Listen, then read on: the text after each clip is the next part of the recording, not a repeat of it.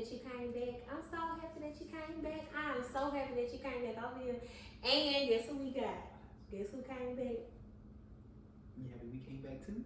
I am. Okay, lit. Yeah. We got the ManCave here, baby. They representing. This the episode 2 that they came back on. The last one was real good. So you know this one gonna be really good, okay? So let's go ahead and say our 2 little quick prayer. Lord, let your will be done in Jesus' name. You already know we getting straight into it. Today's episode, we are talking about healthy friendships. It's important. I don't think we talk about that enough. We stay talking about romantic relationships. We'll talk about the platonic ones, okay? Yes. So, I'm gonna let them kind of tell their story to themselves, but if you watch the ManCave, you should have been over there already. If you ain't been over there, what you doing? If you ain't been over there watching, what you doing? Okay, but you know that they've been friends for a very long time. I admire their friendship, honestly. So I had to have them come back on for a second episode to talk about their friendship and how important it is and everything else. Well, first off, y'all feel like y'all need to introduce yourself again? I mean, we can. We absolutely can. Yeah. We're ManCave, escaping the stigma, building men. Jared, too smooth, white. Marquis, I'm here. Scepter. Come on, I'm here. Yeah, I like We it. love that. So if y'all could just start off just coming straight out the gate, tell us how long you've been friends, how you met and everything else.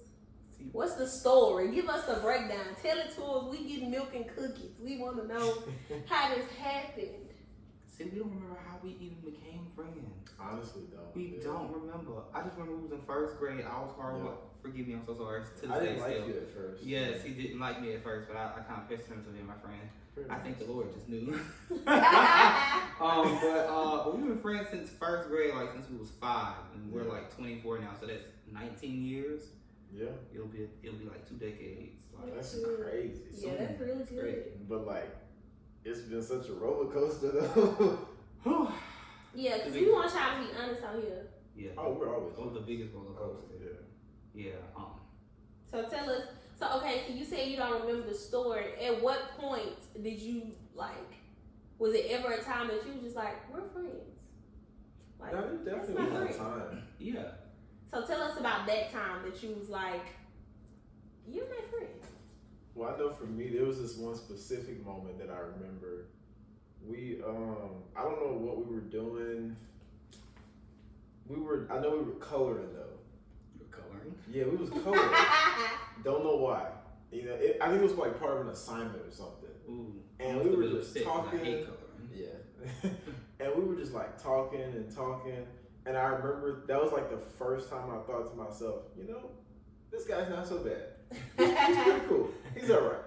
You know? Cool. So I feel like that probably would be the first moment that I was like, this is my friend. Yeah, I believe mine was definitely 1st grade too. You know, I can't remember the exact one. To be honest, the first one I seen, I was like, that's my friend. You were psychotic. Why would you think that? I could have hated you. That's just how I was as a person. I still am as a person. Like You still operate like that? I still do. Like I'll see somebody be like, we can be good friends. I know that. Or like I see somebody be like, yeah, we gonna be good. Or I see somebody be like, nope, don't worry about it. You usually be right with it? Yeah.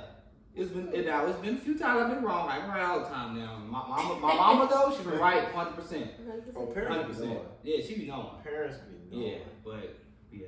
That's cool. So what kind of confirmation did you guys get, like, to know that this was a God-ordained friendship?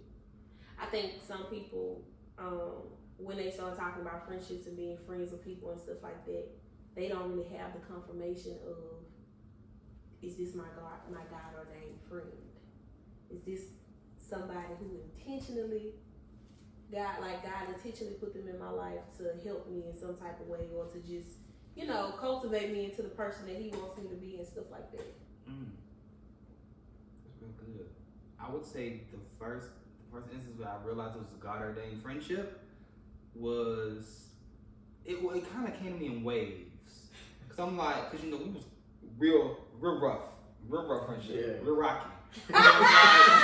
We're rocking. Extremely rocking. Like y'all almost never had a man cave. Like almost to the point is like. I think sometimes people, when they get into a point in a friendship that it get real rocky and real rough, they feel like that's the point to let them know we don't supposed to be friends no more.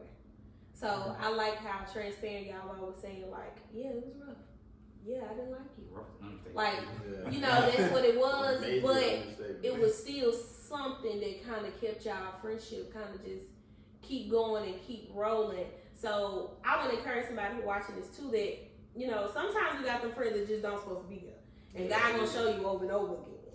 But sometimes you gonna have some rocky times with your friends. You gonna have some hard conversations. You gonna have some time where I don't like him, he don't like me, or I don't like her, she don't like me, and that's still your friend though. Yes. I always say, and I'm gonna say this, and then we can go back to your point. I always say, if you, for me, this is me personally. I'm not saying y'all gotta go by the same code. If I ever have to question your friendship, we not friends. If it's ever a point where we into it or anything, and I gotta question if you really my friend, all of those people that I ever had to question, we're not friends today. Because even if we into it, I still supposed to feel like they're still my friend though. I wanna nuck if you buck, but they're still my friend. I'm gonna have to disagree on that one. Okay. And I guess the reason I say that is because I feel like sometimes in friendships you get to those points where you really don't know. And you do have to question it. And I feel like that's when you evaluate things. And you evaluate the fruit, right? You'll know a tree by its fruit. And so I feel like that's how you decide who needs to stay in your life and who needs to go. Yeah. You know what I'm saying? That's a good point though. That's a real good point. I ain't thought about it like that. I looked at it though. If I had to question it, I had to look at it. Yeah. See what you doing, how you treating me, what you saying now, Right. what you calling me, how your actions looking at. If I gotta question it, That's real. So no questions asked. But go ahead and go back to the confirmation thing. Yeah, mine came in waves. You know, it came like for real. I mean, was it middle school or high school? Which one was Miss Whit? Was Miss Whitley? Was she middle school? Beta convention. So like 7th grade, 6th grade, 7th, 8th grade. I don't know. It was one of them years. Yeah, all 3. Yeah, I know we was in the beta convention or whatever. No, actually, the very first one. Remember, we used to have that crush on Epic Fair. We had that crush on Epic Fair, and so first of all. Like you said, like Jared has always been a closed book, you know, like he only will let you know so much or whatever. But the moment he first told me that he liked the girl, I was like, what? You like somebody? I was like, wait a minute. Oh, you were one of those. I was like, he's never told me nothing like this. I was like, okay, so we for real friends. All right. And that's just like the moment I realized like we was for real friends. But like one of them days I remember was like we were like this like a garden and friendship. We was at the beta convention. And like everybody was sitting up in there doing what they're supposed to do. We sitting outside, hiding, you know, being bad. I was there. we was there we were supposed to be. And so we was sitting there and we were just talking about some real deep stuff like that. We ain't never told nobody. I was like, wow, you too? Me too. And you know, it was just nice. I was like, wow, okay. I was like, I've never been able to tell anybody this, but for some reason I was able to like, you know, just be comfortable enough to let this person know about, you know, what's on my heart, this and this and that. So I was like, okay, this is something special. Yeah. And then, you know, of course, the last time I, you know, remember this being a goddamn friend, because we fought all through high school. Jesus help. But it was like college. It was like spring 19. I was going through the worst. 19 was boy. Man, okay. like Jesus. My life was going through the fire. Yeah. But like, that dude never left my side, not one time. And like, it no matter how much I did not want to hear about no Jesus, he was gonna preach to me anyway. And like, even though in that moment I didn't receive it, but I always heard him. Yeah. You know, and he was always there preaching to me, always praying for me, always coming through. Jared gonna come through. If I was like stuck in Hammond on side of the road, Jared was stuck. He gonna get this car from Bacon and drive out there. And I'm just like, Jared, and not know how to fix the car. and not know how to fix the car. It's gonna be so it's just like it's like no matter what has happened, no matter what is trying to break us apart, we've always found our way back to each other. I was just like that, like it's just a special person to me. And like even when I was going to therapy in high school, we were going through all the problems. My therapist was like, I was bringing it to her all the time, almost every week, and she was like, maybe I'm not friends anymore. I was like, no, this is my friend. This is still my friend, man. Yeah. You know, so like, yeah, so those are my moments. So. And you? I think I would agree that it definitely came in waves, but one of the most vivid times that I remember, we were in the 6th grade. What class were we in? I don't want to lie, so I'm not gonna say a class. Okay. Okay, the timeline get a little fuzzy, you know what I'm saying? So basically, we were in the 6th grade. My dad had just had a heart attack, and I didn't know how to deal with it, and I was very fearful. And like we were kind of saying, I've kind of always been like a closed book, so I didn't really say it. I didn't verbalize that at home. You know what I'm saying? Because I didn't really understand to the full extent what that meant. But I remember being able to talk to you about it. And so I was like, I can trust this guy with my heart. It's safe there. And so from there, what will be next?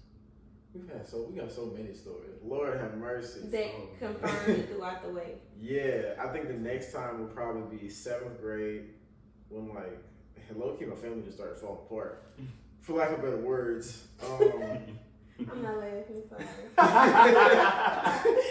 And like he just was solid the whole time. Like was really like sticking there, like standing in the gaps, you know what I'm saying? And just being like a rock, you know what I'm saying? When my nephew passed, I never really talked about it, but if I would, it probably was with him. You know what I'm saying? My heart was just safe there. So I felt safe enough to be vulnerable. And then fast forward, I gotta skip some of them times because we'll be here all It's a night. lot. Yeah. I think one of the next times that really, really solidified it was like, Slick was not cool. I ain't know Slick, we wasn't cool for real. Like in high school? Yeah, this was in high school. We be finna fight in high school. And like, it was one day, I always had this thing where I felt expendable to people. So I felt like nobody really cared if I was there or not, right? And so we hadn't been talking, we hadn't been cool. And one day you pulled me to the side, tell me if you remember this. And you was like, we need to fix this. Like right here, right now. And we sat and we talked for like 2 hours outside of, I want to say like the band room or so, the choir room. Choir room, yes. The choir room. Yes. For like 2 hours, and I was like, you know what? This is somebody who really values me and like doesn't see me as expendable. Yeah. I remember that. And I was like, this is something worth putting work into. That's so good. Y'all gonna make me cry. Because I don't know if y'all know, just because of how long the friendship's been for y'all, people struggle with this for real. Oh yeah. Friendships and actually trusting people and feeling like, you know, I can put my all in my trust to somebody and it won't be in vain. It's so hard to find these days. It is hard. You got people that's literally coming in your life to mooch, leech, The struggle. everything. And it's so hard for somebody to say, oh, that's my friend. Or sometimes you got people, and I know people close, and we'll get into it off camera if y'all want to know, but we want to know. really close, that she clings to people and call people her friends that's did her dirty. Like, but this is something she runs back to. So like, it's people out there that do stuff like this. So my next question would be, how do you two like work through conflict? Like, what is it that we do? Now, is it still the same for how it was in high school? Absolutely not. I was gonna say we was in a fight. Like, no, but I mean like pull you to the side and say, look, I don't know what this is we got going on, but we finna get this together right now. Or is it a little bit different now that y'all older? Yeah, you over. Sure. I'll say I'm gonna address high school first. High school was, looking back, it's hilarious. It wasn't funny. Hilarious. But we used to act a fool in high school. Like the way that we used to argue and get into it, and like we'd be like this close to legit throwing hands. But it was always like that. We'll never come back from this. If I hit him or he hit me, it's just gonna be over. You know what I'm saying? Yeah. Like that's the end of it. So I feel like that was a good thing though, because it was always like we not gonna overstep that boundary. We gonna fuss. We gonna say whatever. We gonna not speak for however long. Not be cool. Talk noise about each other. Yeah, we did a whole lot of not talking to each other. Like a whole lot of fussing. But it was like there still was a boundary there. Yeah. And I feel like that boundary was so important because a lot of people don't value their friends enough to not do certain things. Yeah. You know what I'm saying? Because at the end of the day, I'm still somebody you love. Right. What was the question? How do y'all work the company? Oh, yeah. Oh, nowadays, so we have this rule now where it'd be like, if you have a problem, let's just address it. Yeah. And, you know. Yeah, and They straight to the point. And we had to. You see how easy this man relationship is? And we had to develop that rule within the last how many years? 2 years. Within the last 2 years, because like we had a problem yet again 2 years ago, and because like I misinterpreted what he said, I took it a different way, and it's not what he meant. And of course, me acting out of emotion rather than knowing like this man would never say something like that to hurt you or whatever. He's saying whatever. And so like we had a conflict. Jared said we didn't talk for a month, but I thought it was 2 weeks. Yeah, I'm telling you, it was a month. Okay, I was bored. I was bored. Bro, it was like day 3, and I was like, man, I'm sick of him. Let me text him real quick, see what he's talking about. And I had backspace message and was like, no, I'm not gonna do it. I was gonna say. So stubbornness is very much. Oh yes, we two of the most stubborn you ever meet in your life. Like okay, not too much Christina.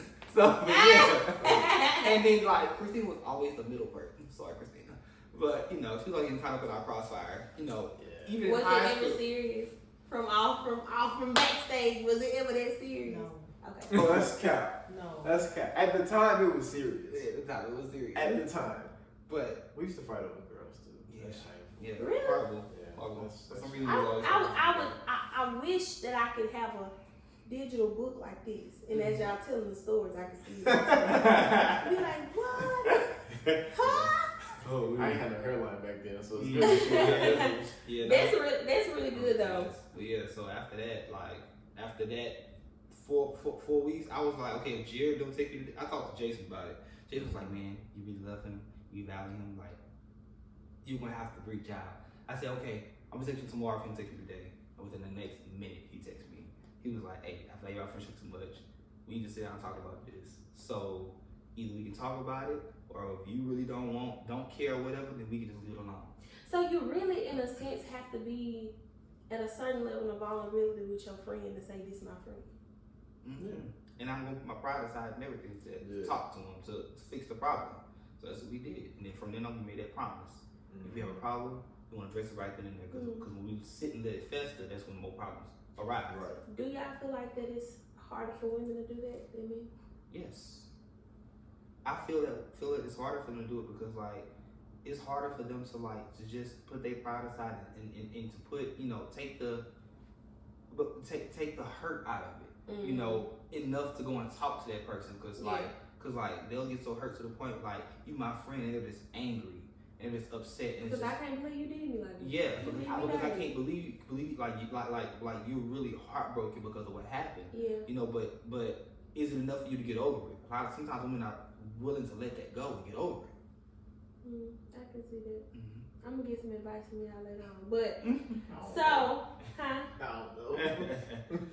I'm gonna take his answer. Yeah, from my experiences. Yeah. So, has your friendship ever combated your romantic relationships? Was it ever a time like your friendship was like in the way of that, or hindered it in some way, or stopped it, or maybe not all bad, maybe just in any way affected a romantic relationship?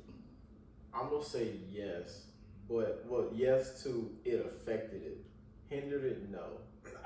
Excuse me. Sorry. I've been trying to hold the whole episode. What you gonna do? He get to do it. I'm good. Go ahead. Get the coffee in that girl. Okay. I'm gonna say yes, it affected it, but not hindered it.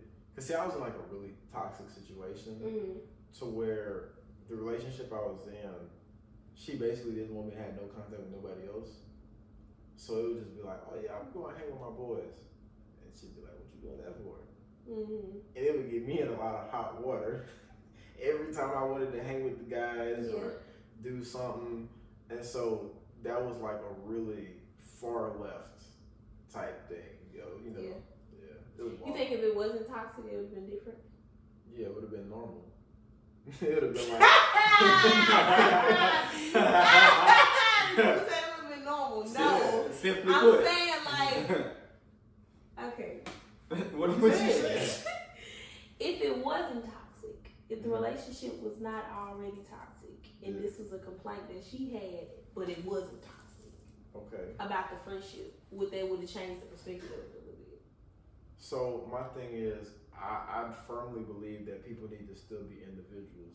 The same way that I make time for my girl would be the same way that I'm gonna make time for my homeboys too. Because at the end of the day, we all walk in life together, and like a lot of people not gonna like this, but I kind of know they're gonna be here. You a little iffy, you know, and that's just the real of it. You know what I'm saying? Because I've been rocking with the same people my whole life. Yeah. And they ain't never switched up on me, and I know that they're not. And I'm not saying that, of course, I would trust so my you the girl. new person. Yeah, but you the new kid on the block. You know what I'm saying? So I'm you not gotta saying earn her stripes. you gotta earn the Before stripes. she can say anything about these Right. friends. And I'm not saying that I'm gonna just hang out with guys all the time. No, but I'm definitely gonna prioritize both though, because just like she's important, they important too. They're a pivotal part of my life, and really, if not for them, I wouldn't know how to be in a relationship with her. I get that. Nah, I I can't have speak all my to guy that. friends a lot. Yeah, I can't speak to that because I wouldn't have been in a real relationship. So yeah, he can answer that. Well, I agree with that because I got a lot of guy friends. I've actually got more guy friends than I do because They're just so aren't they less problematic? Girl. You done said the word. Seriously, that's why I was asking the questions of, do you feel like it's easier for male relationships than it is women? Because first of all, I told y'all, I can't relate anything else. I relate to y'all in a totally different way that it just wouldn't sit well with a woman sometimes. So when I'm talking to my guy friends and they come and they tell me about their relationships and what's going on, a lot of them, shout out to my friends, a lot of them be like, she the reason I'm with you now. Like, your girl. Don't tell it to your girlfriend. It's just out of pocket. But it was just like, I appreciate you for telling me about myself. I appreciate you for telling me that ain't how a man's supposed to do a woman. I appreciate you for telling me how I look on the back end. Now with my girl, we finna get ready to have a baby, get married, everything else, because the angels able to teach me something. And on the back end, they teach me stuff too about, you know, men and relationships and stuff like that, but also just getting through life. Because they like, Dad, you gotta put some oil in that car. You gotta go get your oil changed. Stop riding around with no windshield wipers.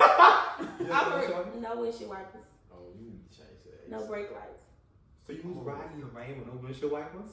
How do you survive on that? Y'all ain't watched the... No windshield wipers? Y'all ain't watched the vlog? No air? No air. She keeps me home.